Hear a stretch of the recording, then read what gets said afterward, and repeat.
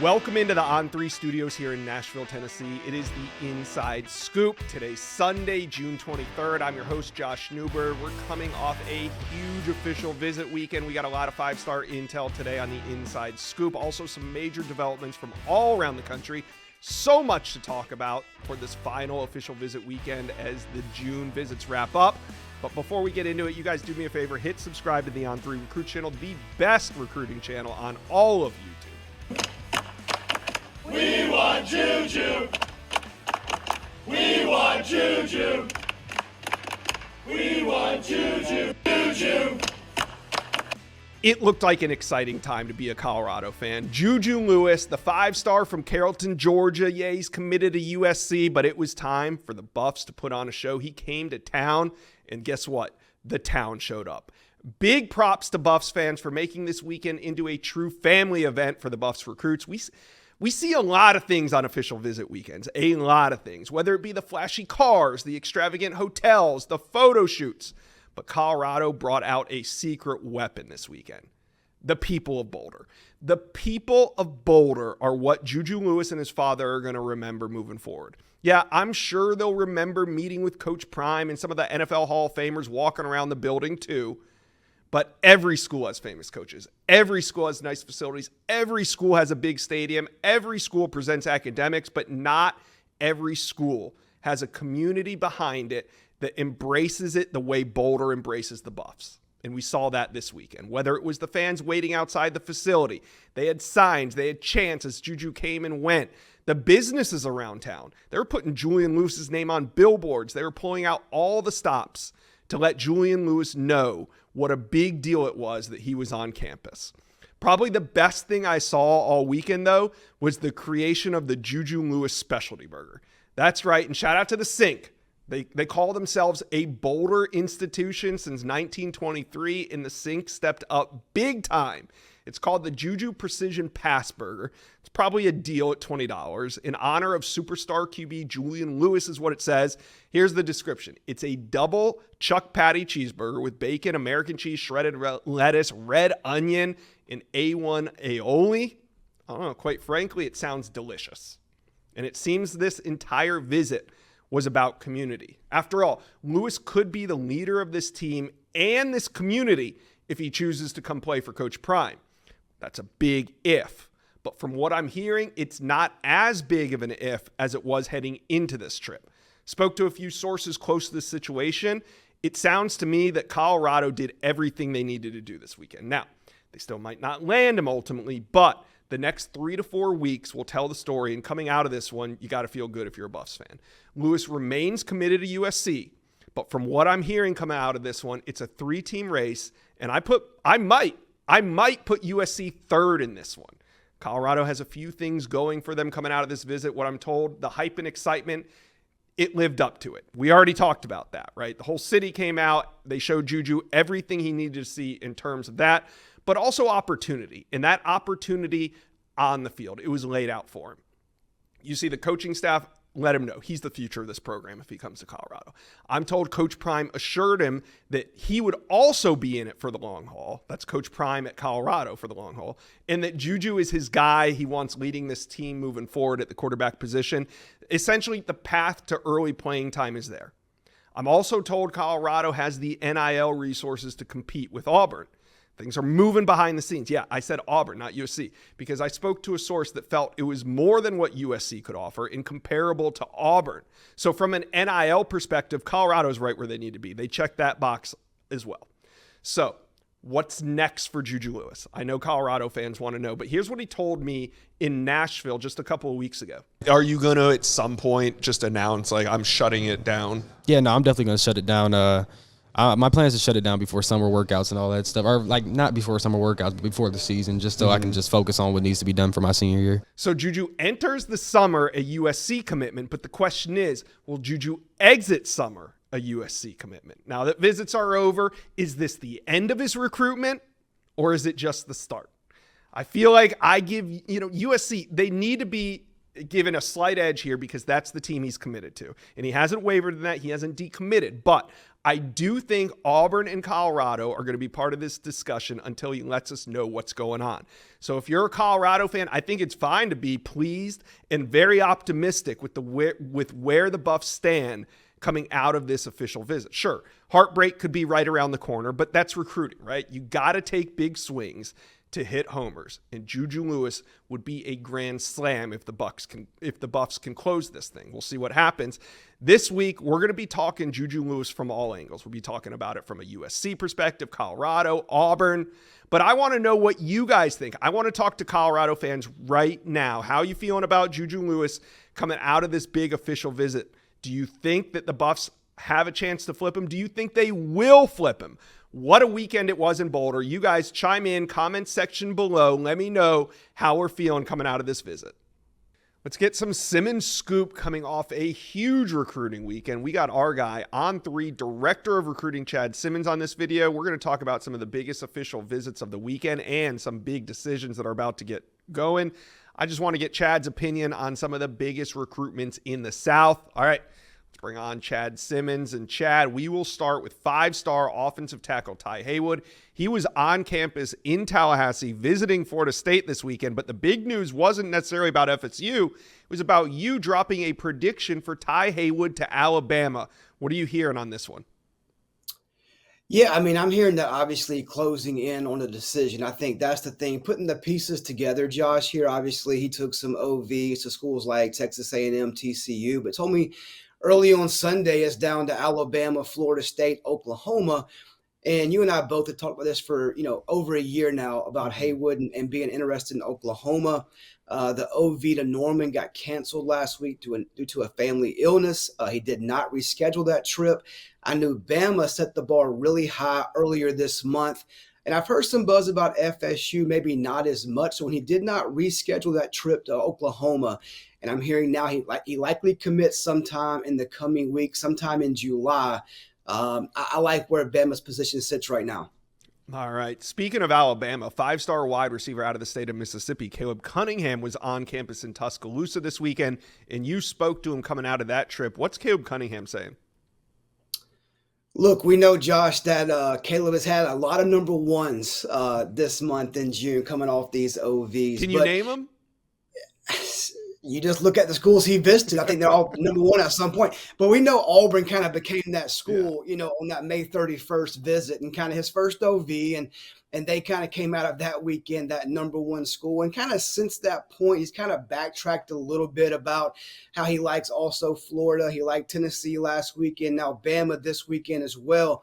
But he came out and said it. Bama is truly his new number one. What does that mean? For me, I told on Bama Online, the board today, I think Caleb's one of the most genuine people. If you've talked to him and covered him, he speaks from the heart. He tells you what he's feeling, and he's not trying to hide that. But I heard just a different type of voice today in Caleb talking about Alabama, from the people there, Coach Shepard, Coach DeBoer, the staff in general, their resources, the culture there, and the fit. I would legitimately say that Bama moved the needle today and became that school to beat. Could that change again? Of course. But I think Bama did a great job this weekend to close out these June visits, becoming that team to beat. So what's Caleb telling you about when he wants to make a decision? Because we see a lot of these wide receivers ready to decide. He's been one from the beginning talking about, December, late in the recruitment. Today, a key change and a key word, he said maybe earlier than December. So that speaks also volumes about Alabama's move to give him at least some thought about moving things up. How much earlier? I think that's still to be determined, but a late summer decision would not shock me now, where if you asked me that a month ago, I would have been shocked. All right, let's talk about another 5-star prospect that was in Tuscaloosa, or heck, he still might be on campus. I'm not sure. Cornerback Dejon Lee from California. He was on campus this weekend, and while he was there, the recruiting prediction machine was buzzing. Picks for Bama were rolling in. What's going on with Dejon Lee and the Tide? Yeah, I think it just kind of confirms what I've been feeling for a while as far as those picks going in, that Bama's been setting the pace, I think, since the late visit they got him on in May.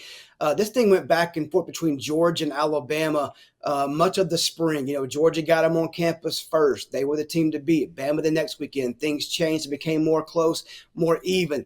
Then he went to Georgia again, then back to Bama. I think that last visit to Bama in May, the second one, really changed things for him and his recruitment. Bama kind of emerged out of that weekend visit, in my eyes, based on intel, that team on top of his list. And I think, he's taken the OVs to Georgia, Washington, Texas A&M. Bama got the last one this weekend. And to me, it's all kind of coming together, that Bama clearly is that top school. He told me he has not made that 100% final decision yet. He'll commit later on this week, but I like Bama's position right now in these final days. Yeah. And, one trend that I've noticed during the month of June is that nobody has turned official visits into commitments better than Alabama has, at least in the month of June. Why do you think that is? What's Kalen DeBoer and his staff got going there? I think they all liked Bama for Bama going into these visits, and I think they just answered all the questions. They gave them that reassurance that, look, Bama's going nowhere. It's going to be just as good, if not better. Proof in the pudding. I've won. If you're DeBoer, I've won everywhere I've been. Bama's still Bama. The new staff's in place. We're going to keep winning championships. To me, just got answered that reassurance, in my opinion. Yeah, they've really hit the ground running there with this new coaching staff. All right. Let's talk about some more wide receivers. We got a pair of wide receivers in the South making a decision in 2 days. On June 25th, wide receiver C.J. Wiley, who's out of Georgia, and wide receiver Joshua Moore, who's out of Florida, both four-star wide receivers, are going to be making their decisions. Chad, you've been on both of these recruitments. How do you see these standing as we head into a big date of June 25th? Yeah, with Josh Moore, he created quite a buzz this weekend getting back to Florida, late last week. There was some talk about him going from Florida up to Tallahassee, back to Florida State one more time. That's the two schools that are in the mix here, Florida and Florida State.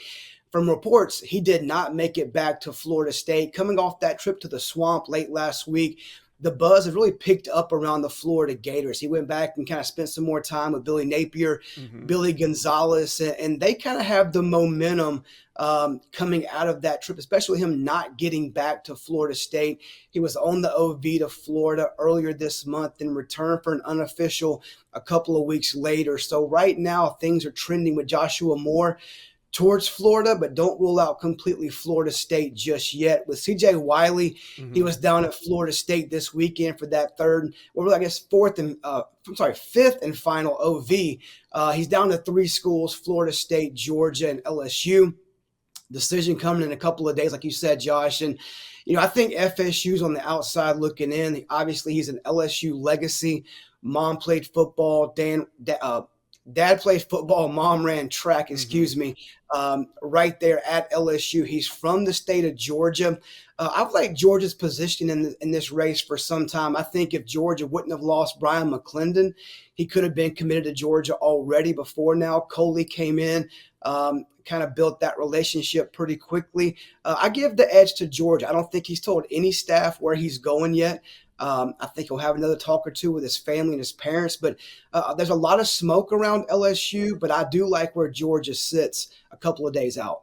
All right. Now, another elite wideout from the state of Florida that we want to hit on is wide receiver Vernell Brown III. His recruitment has been heating up. We know it's Miami. We know it's Florida. We know it's Florida State. And then you got Ohio State. But this weekend, picks for the Florida Gators were rolling in despite Vernell Brown's visit to FSU. What are you hearing on Vernell Brown III as official visits come to an end?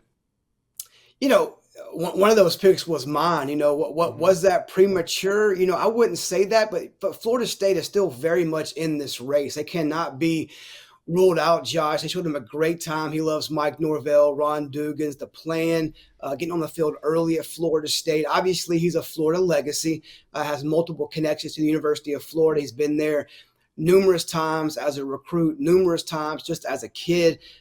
He loves the Swamp. He loves the orange and the blue. I do think they will be tough to beat in the end. I wouldn't say Miami's completely out, but they're fading some. Ohio State, I think, is out. I think in the end, he does stay home in the state of Florida.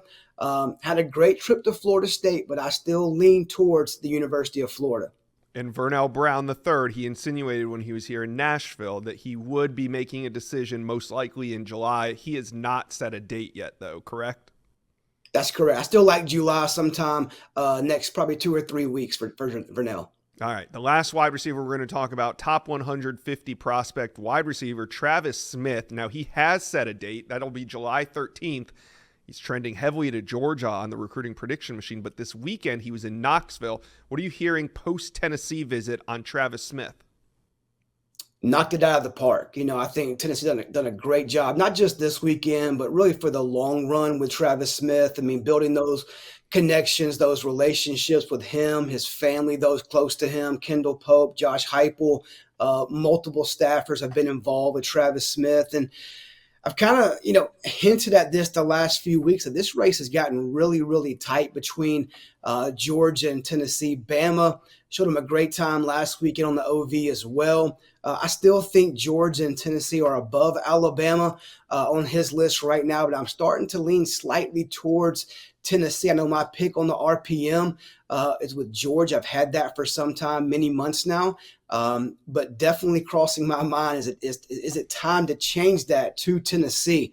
I just like the vibe right now. I'm hearing from Travis Smith and other sources about him and the University of Tennessee, and Georgia's still right there. They're pushing hard for Travis, but right now the team with the momentum seems to be the Vols in Knoxville. We're about 6 months from National Signing Day, but Chad, does it feel like there's going to be a ton of decisions made over the next 2-3 weeks? Oh, there's no doubt, Josh. I mean, I think, we've seen numerous guys commit today. There's more. I know I have text set for more announcements coming today, some surprises, some maybe not. But there's going to be guys, I think, committing almost every day, I would say, from here on until mid-late July. When we get to maybe around July 15th, things may slow down some. But I think between now and then, I wouldn't be shocked if at least one committed every day between now and then. Which is a great reason for you guys to stay locked in. Subscribe to the On3 Recruits channel. All right, you guys, let me know how we feeling on 5 stars. Tai Haywood, Caleb Cunningham, Dejon Lee. There's a lot of decisions being made. Some wide receivers coming off the board as well. You guys let me know, comment section below. Let's talk some Texas recruiting. A huge weekend in Austin, and we got Justin Wells from Inside Texas on this video. He's going to take us behind the scenes of all the action. But first, Texas fans, do me a favor, hit subscribe to the On3 Recruit channel, the best recruiting channel on YouTube. Thank you. All right, let's bring in Justin Wells from Inside Texas, and we're going to hit on some 5 stars right now. Let's go with wide receiver Jamie French. He's from the state of Florida, had a great unofficial visit to Texas this spring that got things trending in the Horns' direction. This weekend, though, it was his official visit, possibly the last official visit he takes before a decision. We'll see. But what are you hearing on Jamie French coming out of this one? Yeah, this was an anticipated trip because the last time French came to Austin, he left blown away. He left with a new leader, with a new sense of where he could be playing college football. And so this one was a double down event. The fact that KJ Lacey was there, who is really close friends with French, and I actually caught up with KJ. Those two have been close since the Ryan Williams recruitment, and they talk on almost a regular basis. Khalil Lockett, fellow 5-star, hung out with Lacey and with French and with that group as well. French host was Ryan Wingo, former 5-star out of St. Louis, going to make an impact for the Horns as a freshman in 2024. This was anticipated, and French, it checked all the boxes. He got to ask every question. He got everything answered. He got to spend more time in Austin, essentially going outside of the facility, get to absorb a lot of the 512, see what Texas has to offer, see all the unique things and unique spots. Got some incredible meals, had a really good time with a lot of players. I know his parents absolutely loved it. They thought Austin really hit the mark. This could potentially be his last official visit before he makes a decision. I think we could see something in July, potentially August. He had mentioned before about his mother's birthday being in August and potentially making a decision then. I wouldn't be surprised if he bumped it up to July. I think it's going to be within that window. I still hold out that I think Texas leads, and I think they've actually padded the lead a little bit with this last OV. But that Ohio State team, that staff is still recruiting him. And they're still going to try to get him on for an official visit this fall. I would not be surprised if he still takes that trip, and that would be after a decision. That would be after a commitment. Let's just set the floor for what we could expect from French. I think Texas leads going into his decision, but watch Ohio State. Brian Hartline is a recruiting machine, and he could pop up back in Columbus this fall for an OV. Just going to have to watch. Yeah, and remember, when he decommitted from Alabama back in early January, Ohio State was the first team that really started trending for Jamie French coming out of that decommitment. But like you said, a lot has taken place since then. We'll see what happens with Jamie French. Now, on this show, we talk a lot about the possibility of Texas landing a trio of 5-star wide receivers, and that is Doran Moore, Jamie French, and Khaleke Lockett. And throughout, I've asked Texas fans at various times to get their opinion on this, and it always seems like if there's an odd man out of that trio, it's Khaleke Lockett. But this weekend, the Saxy 5-star was on campus. What did you learn about Khaleke Lockett in Texas heading out of this official visit?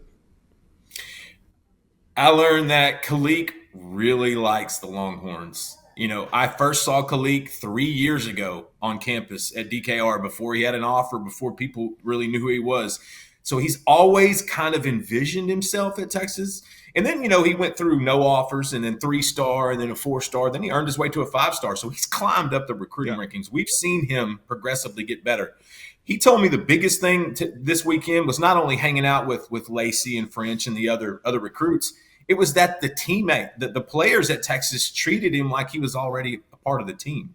He said that they opened him up, that they actually, you know, they showed him so many different aspects of being a football player at Texas, not just involving the football program, all the community things they can do, all the places they can go. To him, being closer to home, I think, is a big factor. And I think the thing there, too, is his parents. Mm-hmm. I think his dad likes Texans. And I think when they go home, and they're actually home right now, when they, you know, get together and they start talking about, you know, when that decision's going to come, and I anticipate that's going to come next month, Texas, I think, is going to be the first team mentioned in this conversation. Does he want to be one of a trio of 5-stars headed to Texas and maybe have to split the ball with a couple of other stud pass catchers? Yeah. Or does he want to be his own wide receiver one and go into a class as his own guy? Alabama is really in this one too. Don't forget that. LSU made a big impression on him on their OV, and Texas A&M is still in the mix as well. And so with Lockett, I think Texas is – I think that's the school – I wouldn't say compromise school. I think Texas is the place that he is – for the last 3 years of really going through an actual recruitment, has always kind of seen himself. Mm-hmm. You know, if Texas gave him the opportunity and gave him the spot and he had a chance to jump into the class, I've always felt like Khaleke would take advantage of that. But like you said, the trio of 3 5-stars in 2024, that's rare. I mean, that is really rare because we know how much guys kind of like to be their own guys, go, you know, pave their own paths. But when you got Arch Manning sitting there telling you what kind of routes he's going to throw and what kind of things you're going to do together, it is really hard to ignore that. And once Arch got in Khaleek's ear and KJ Lacey's in Khaleek's ear, and they've already been talking, I just really like where Texas stands. You know, go to InsideTexas.com, check out my latest update, my interview with him. But I think the biggest factor was his one-on-one with Sark at the end, because they had a heart-to-heart that I think he really needed to hear. And also his connecting with Lacey, with French, right, and how the team just kind of opened up to him and treated him like he was already a part of the Longhorn family. And so for Khaleke, I think that was exactly what he needed, what he wanted to see. And I think his OV stuff is finished, and I think we will see a decision in the next 2 to 3 weeks. Awesome. Good intel there on Khaleke Lockett. Really intriguing stuff. One last 5-star that was on campus that we need to talk about was offensive tackle Michael Fusi. Moments ago, you spoke with him. I was waiting to get you on while you were waiting to hear from Michael Fusi. So give us the news. How did his official visit to Texas go? You know, I've said this before. Michael loves the recruiting process. Like, he really loves it. He sent me a picture yesterday in his Texas uniform. They all take those photos during their OVs. You know what chain he was wearing? It was an On3 Elite Series chain. This guy was ready. He was ready for these photographs. Right. And you know what, Josh? You know what's funny? You know who likes Lamborghinis? I like Lamborghinis. You like Lambos. I think those are nice cars. You know who really likes Lamborghinis? Who? Michael Fusi. He really likes them. Listen, Fusi's done the same as the rest of these guys. He has gone through a number of visits. I bet Fusi's traveled more than the other ones, to be honest with you. I bet he's hit more schools and more places and more opportunities. This was the last one. This was the one he wanted to save for last. I think having his parents there together were huge, especially his mom. His dad, Ebenezer, had been on multiple trips. This was one of the first times that his mom had gone on campus. She loved it. I loved Coach Flood taking photos with him in a Nigerian soccer shirt. So Flood's playing checkers while everyone else is playing chess while everyone else is playing checkers. Like there were so many points I think they needed to hit. But the big thing was Fusi one-on-one with Sark. He said that they spent a lot of time with each other yesterday one-on-one, just getting to know each other. Every cycle, Sark wants to get that big 5-star offensive tackle, whether it be Kelvin Banks, Brandon Baker, Michael Fusi in this class, John Turntime, the 5-star for 2026, wherever. That he makes sure those guys are known, that they are wanted, that they are the hot commodity. And Fusi is at the very top of that big board. He understands that now. I think Michael Fusi had talked to me a little bit in Nashville about potentially taking his decision into the season. Then I caught up with him right before he got to Austin this last week. And he said, you know what, I've changed my mind. I'm going to make a call before my senior year starts, probably in August, probably right before two-a-days. And so that's another one that I think Texas makes the most sense there. Listen, Oklahoma has done a great job. Bill Bedenbaugh has built a great relationship with Fusi. Texas A&M caught up. They made up a lot of slack in that recruitment, and I give credit to the recruiting staff, and namely Joe Hamilton. I think A&M did a good job. Missouri really caught his attention. They've got something building in Columbia, and I think they really caught his attention.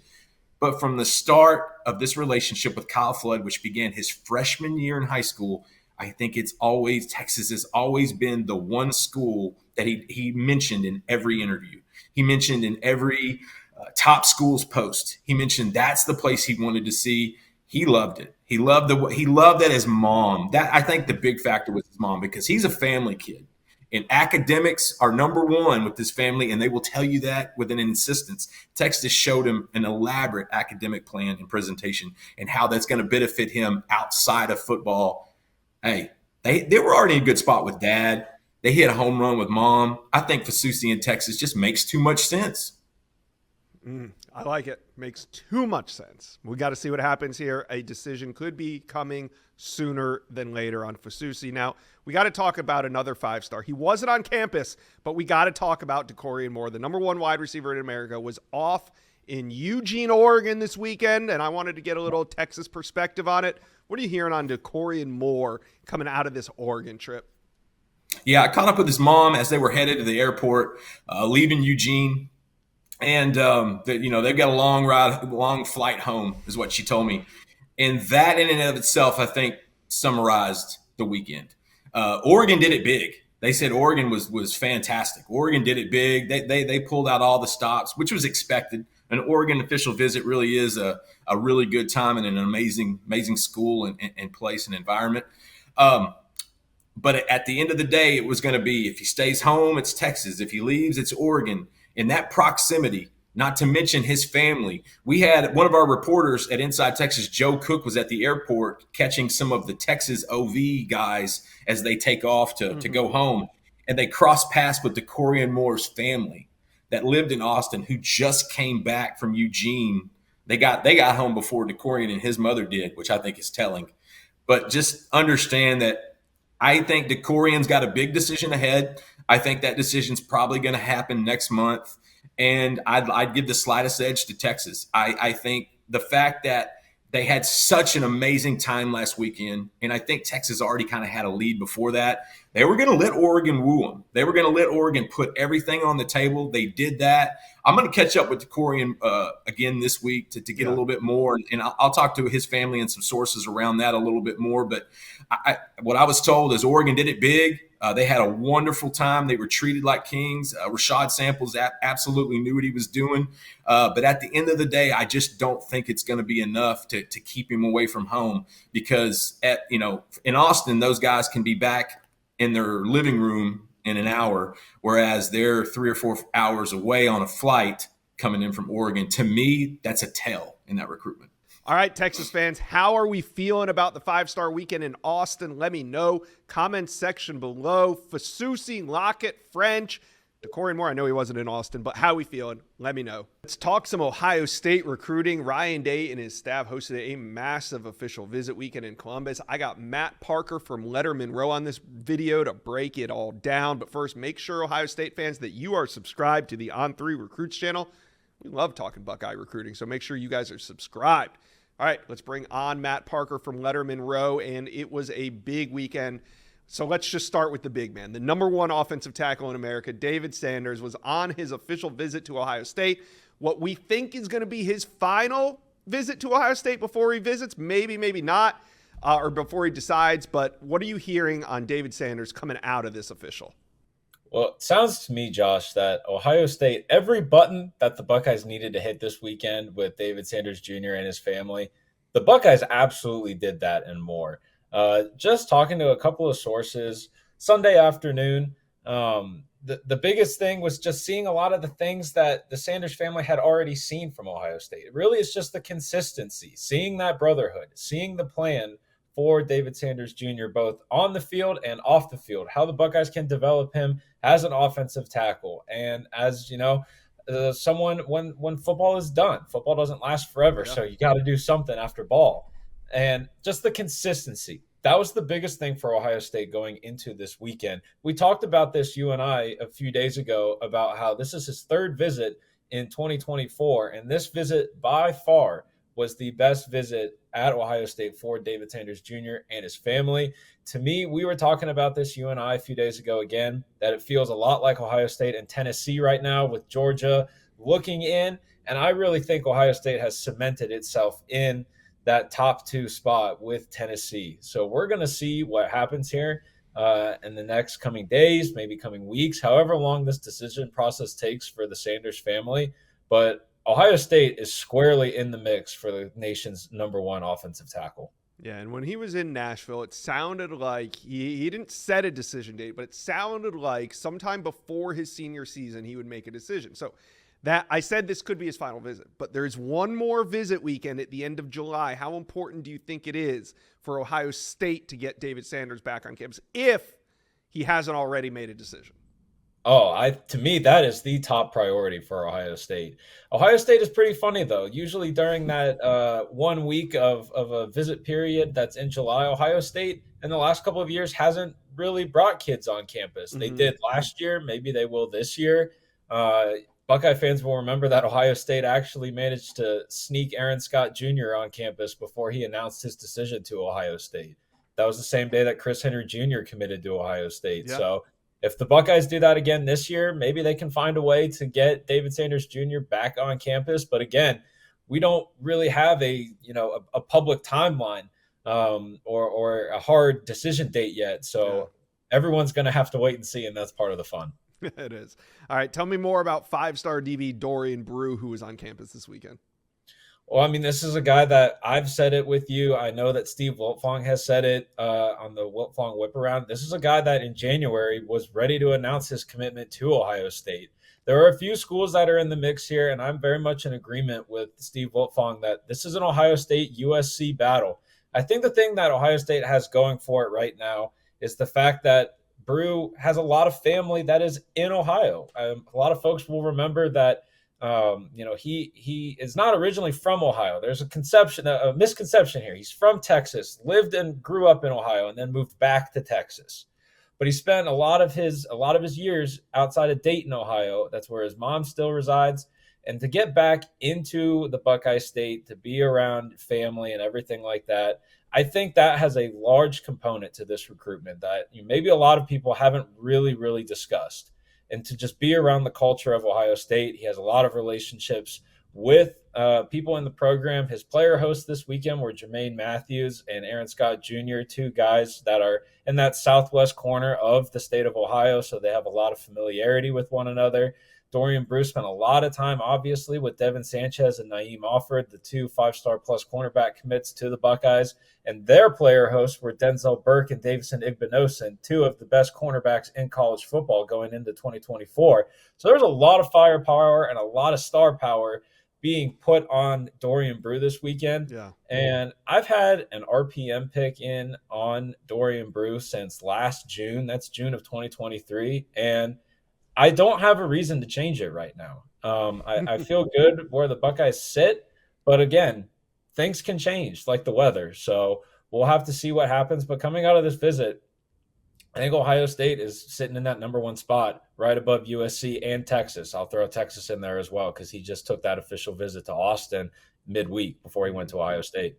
All right, let's talk about Zion Grady because he took an unofficial visit to Ohio State in the spring. It felt like the Buckeyes kind of got their foot in the door, maybe even a little bit more. It seemed like they were really doing something with Zion Grady. But then official visits to Auburn, Florida State, Tennessee, Miami. There's competition. So coming out of this trip, where do you think Ohio State stands with Zion Grady? I don't think Ohio State is in pole position for Zion Grady, but the Buckeyes are certainly a real contender for Grady, and the Buckeyes need to be taken seriously when it comes to Grady. I know, you've mentioned all the places that he's taken official visits to, just reading some things and talking with some folks in the On3 network. Florida State is a big contender in that recruitment, but when we talk about edge rushers, we have to talk about Larry Johnson. And, last year was only landing 2 defensive linemen last cycle. One of them was 5-star edge rusher Edric Houston. So there's a lot of opportunity in this 2025 cycle to bring in a couple of guys. And I don't want to, I'm not hitting the panic button by any means when I say this next part, but 4-star edge rusher and Ohio State commit Zahir Mathis took an official visit to Penn State this weekend. Mm-hmm. Both sides of that recruitment, the Mathis side and Ohio State, they both feel good about things. I think it was just more of a formality and things like that. But when you have guys that are looking around, you have got to recruit other guys as well. And Ohio State isn't quite done yet at the edge rusher position. So getting Zion Grady back on campus almost, a month and a half after his initial visit, that opening weekend of May, was huge. We're going to have to see, again, what happens here. This weekend was very, very big for Larry Johnson, not only because he had Zion Grady on campus, but because he had 4-star defensive tackle Malik Autry, the Auburn commit, as well. Mm-hmm. All right, I want to talk Jordan Davison. Heading into this one, it felt like an Oregon-Ohio State battle. What did you learn heading out of this official visit for Jordan Davison? Much like with David Sanders, I think it's the consistency for Ohio State. Ohio State had always planned on taking a big running back class. The Buckeyes have 2 commits right now in Bo Jackson and Isaiah West. And Ohio State has made their plans known to Jordan Davison that, hey, this is what we're going to do. And we want you to be a part of this. And we want you to want to be a part of this. He has a great relationship with Carlos Lachlan, which the ironic thing in there is that Lachlan is the former Oregon running back coach, now at Ohio State, replacing Tony Alford, who's now at Michigan. Mm-hmm. And we talk about, which is better, to have the first official visit or to have the last official visit. And we can go either way in there, but I think it's more important to look at, if it's a head-to-head battle, is your official visit after that school. And Ohio State was the last official visit for Jordan Davison. And to me, that was the best spot for Ohio State to get him in. Sounds like there's going to be a decision soon. How soon that is, we're going to, again, have to find out. Maybe this week, maybe tomorrow. I don't know. But if that's the case, coming off an Ohio State official visit, he's been loving the Buckeyes for 2 years. Ryan Day, head coach, has been super, super instrumental in this recruitment, especially in March when Ohio State was without a running backs coach. Ryan Day really took over that recruitment for the Buckeyes. Mm-hmm. So I've had an RPM pick on the Buckeyes for Jordan Davison. I have no reason to change that as of now. And going out of this official visit, I still like the Buckeyes to very, very narrowly beat the Ducks in this recruitment. All right, let's hear it. Ohio State fans, how are you guys feeling coming out of this weekend? Who do you think could be the next to commit? Will it be Jordan Davison? Will it be somebody else? But more importantly, how are we feeling on David Sanders? Let me know. Comment section below. Let's talk some Oregon recruiting. Dan Lanning and his staff hosted a massive 5-star visit weekend. I got Justin Hopkins from Scoop Duck in this video. We're going to break it all down. But first, make sure you are subscribed to the On3 Recruits channel, the best recruiting channel on all of YouTube. All right, let's bring in Justin Hopkins from Scoop Duck. Justin, we got some 5 stars to talk about, and there's some big ones. They're all big on campus. Dejon Moore, though, we'll start with him. The number 1 wide receiver in America, has been trending to Texas, but everybody keeps saying, watch Oregon. How did the visit go this weekend, and do you think Oregon still has a shot here? Yeah, I'm sure Oregon's probably more than happy that they got to be his last visit, if you will, before he more than likely makes a decision here. And I'm told it went great. His mom was with him in town. Obviously, that's a big key in his recruitment. I know Texas rolled out the red carpet for everybody under the sun that has the last name Moore, I think. And Oregon wasn't able to do that, but they had some really fun stuff planned and did some stuff in Portland. Also did some stuff in Eugene with Moore and his mom. And I'm like you said, Oregon's right there in this thing. I mean, Texas is going to be tough, but Oregon is right there with them. All right, now coming into this weekend, I think maybe Trey McNutt of all the 5-stars are the one that Oregon fans were circling the most. Trey McNutt leaving Oregon today. How did it go? And do you believe that the Ducks are in the driver's seat here? Yeah, I actually think I'm really close to putting in my prediction for Oregon. I think the Ducks are the team to beat moving forward. Ohio State has done a really good job as well, but it really feels like Oregon getting that last visit, exactly what they wanted, smashed the visit out of the park. I know that went very well. And I do think that the Ducks are the team to beat for Trey McNutt, which would be a huge win for Dan Lanning. I thought you almost called him Trey McDuck. That'd be fitting, right? When do you think he makes his decision? He doesn't have a date yet, but I think we're looking possibly early July here. I do think that he's one that plans on making a decision in the coming weeks. When that exact date is, we don't know yet, but I think it's coming soon. So now let's talk DJ Pickett. And DJ Pickett probably, maybe, I don't want to offend Duck fans here, but maybe the biggest long shot of the 5-stars coming into the visit, but he's not ready to make a decision anytime soon. How are the Ducks approaching this recruitment? Yeah, I think what you're doing here, and I've talked about it before, you're laying the foundation, right? We know Pickett's not going to decide for a long time. Florida and Miami are two others that are very much in this recruitment. I know LSU and some others are as well, but it just seems to me like he's really going to take his time, and I think he wants to see the on-field product from some of these schools. Probably not so much from Oregon, but I think you look at Florida and Miami, and you kind of want to see what's going to happen with them this year. So I think, with Pickett's recruitment, and what's going on in Florida, I mean, if there's a coaching change down the line or if the seat gets really hot down there in Gainesville, I mean, those are all things that if you're Oregon, you're just kind of, hey, we're going to stay with it and keep going and kind of see where this thing shakes out. And so I think that's where Oregon's at. It's great that they got this last visit, but again, you're going to need to get him on campus again this fall because we both know this one's going for a while. Yeah, and a lot of these guys are making a decision after their June visit. So for DJ Pickett, yeah, it was the last visit of June, but it's not going to be the last visit he takes before a decision. So plenty of runway there for the Ducks to still make up ground. I want to talk Michael Terry, one of the most intriguing athletes in the country, the number one athlete in America. He's from the state of Texas, but he was in Eugene this weekend. What are you hearing on the 5-star athlete? Yeah, I think Oregon's kind of quietly been, under the radar here, and people have started talking about him a little bit more, but I'd almost think that the Ducks might even lead. And if they do, it's very slight, but I think that, Oregon has really presented their case. Obviously, the offense has been really good, whether it's under, Will Stein or Kenny Dillingham, both have had the offenses running. And I think there's a lot of playmakers in Eugene, right? There's going to be a good offensive line. There's quarterbacks in the room.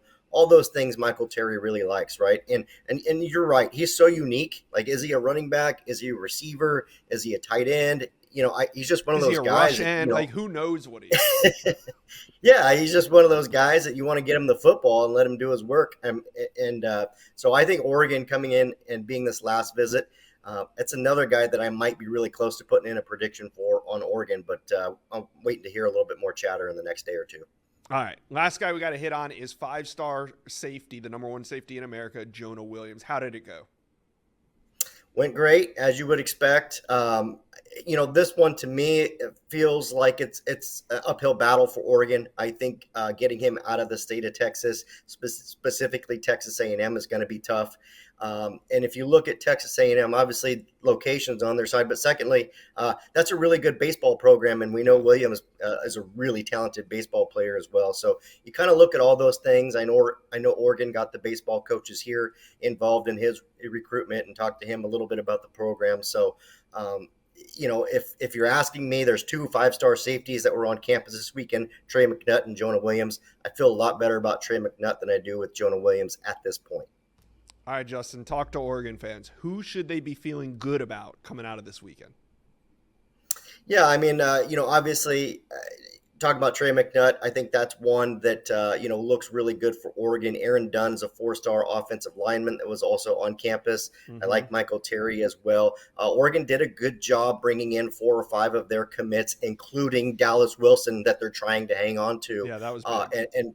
And build it around these guys. So that's just kind of what we're feeling here. And it's certainly looking like for the next week or two, Omarion Robinson set to make his decision. Noah McHale set to make his decision. I think Deson Brame is set to make his decision all within a week or so. And those are guys that I feel Oregon might be trending for. All right. Could be some big quacks coming up in the future. Duck fans, tap in. Let us know how we feel and who could be the next to commit. Well, you've made it to the end of today's video, but there's hundreds more videos on the On3 Recruits channel for you to check out. And also, while you're here, hit subscribe.